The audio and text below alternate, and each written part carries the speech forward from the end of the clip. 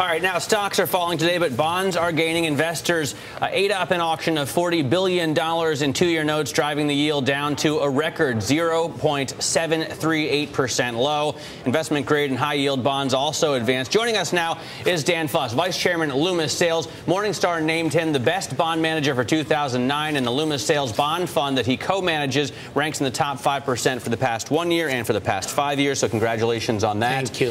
Hey, listen, we saw a story today. Tim Geithner said the credit situation is getting better, and we could see growth because of that. And I saw a story on Shell saying they have to pay 110 basis points over treasuries to borrow money, but that still seems so cheap right now. What does the credit situation look like? Well, the credit situation looks very good, and 110 over treasuries is, in fact, very cheap. For companies, it's good. For companies. Now, if you can do the same thing, Matt, go do it. Yeah, I would want to borrow money at that rate, but it's unfortunate you can't get more. I mean, where do you get more? What are we looking at right now for high yield? Obviously, you have to take a little bit more risk, but you really can't get that much yield. Well, everything's relative. High yield, it covers a broad spectrum of anything from 6 to 12%. And you take more risk in general, not always, as you go up the yield or out the yield spectrum. But the markets are easy to access if you're acceptable.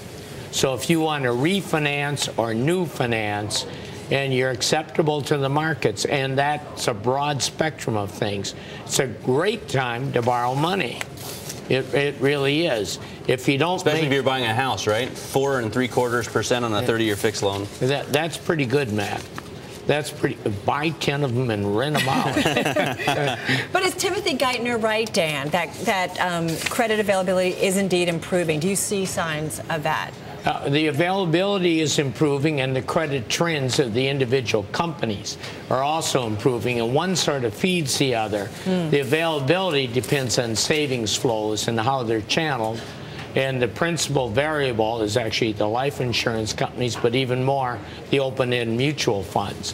And they're cash flow positive at the increment. High yield, a little more variation. I mean, when you look around the credit markets and the fixed income markets, I mean, where do you find the most opportunities? And I bring it up because I think last time we talked to you, you weren't so keen on treasuries. But I'm just curious, when you looked at the fixed income markets, where do you find the most value at this point? Well, right now, it's in the corporate area, in my estimation. And now, treasuries have done very, very well price-wise.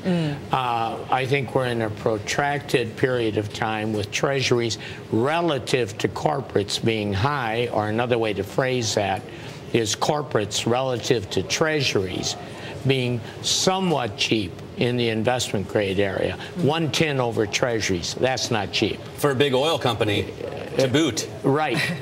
For anybody who can't print the money themselves, 110 over the money printer is not cheap. Do you see yields staying at this level? I mean, Alan Greenspan warns that we should be worried.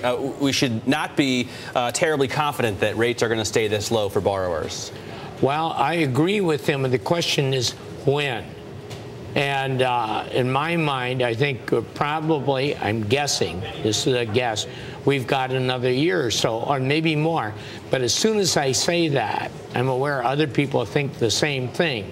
And if you think rates start up in 2 years, maybe you better not wait that long. If you think then you might say, well, other people will say they'll start up in a year.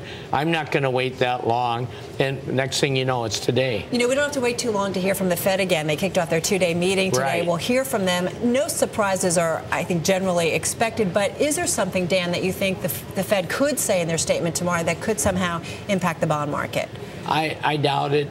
I really do doubt it.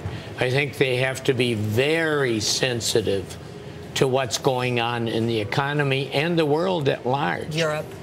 Europe is definitely a consideration for our central bank. I mean, it's a negative on the appraisal of risk in the market. So they've surprised me before, but I think it's steady as you go from the Fed. You come back home, though, Dan, and you look at inflation, expectations are so low, it's nowhere to be seen, right?